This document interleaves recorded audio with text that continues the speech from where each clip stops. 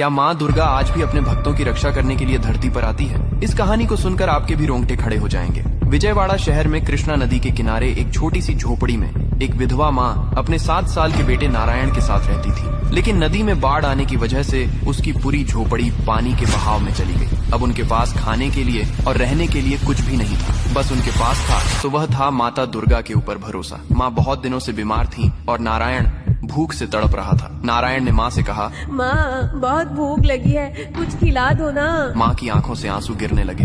बेटा, आज तो हमारे पास कुछ भी नहीं है, बस माता दुर्गा से प्रार्थना कर, वो जरूर कुछ न कुछ रास्ता निकालेंगी। नारायण रोता हुआ मंदिर पहुँच गया और माँ दुर्गा की मूर्ति के सामने बैठकर बोलने लगा, है माँ, मेरी माँ रोज कहती है कि आप भी मेरी माँ हो। आज मेरी माँ बीमार है तो माँ अब मेरी भूख भी मिटाओ और मेरी माँ को ठीक भी करो। पूरा दिन चला गया।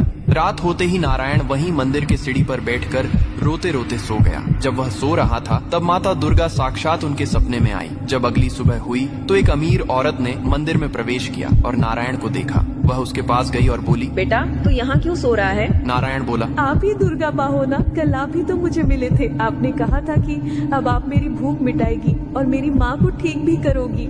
औरत तुरंत चौंक गई क्योंकि रात में उसको भी सपना आया था। सपने में माँ दुर्गा ने कहा था, कल मंदिर में सीढ़ी पर तुझे एक बच्चा मिलेगा, वही तेरा भाग्य है। उस औरत को भी कोई भी संतान नहीं थी। वह रोज माता दुर्गा को संतान प्राप्ति के लिए प्रार्थना करती थी। आज उसका कार्य सफल हुआ। उसने तुरंत नारायण को अपने गोद में ले लिया और उसकी माँ का इलाज भी करवाया। फिर दोनों को अपने घर ले गई। माता दुर्गा ने अपने तीनों भक्तों की पुकार सुन ली और उनकी रक्षा भी की। अगर आपको भी माता दुर्गा पर अटूट श्रद्धा और भरोसा है तो कमेंट में जरूर लिखिए, जय माता दी।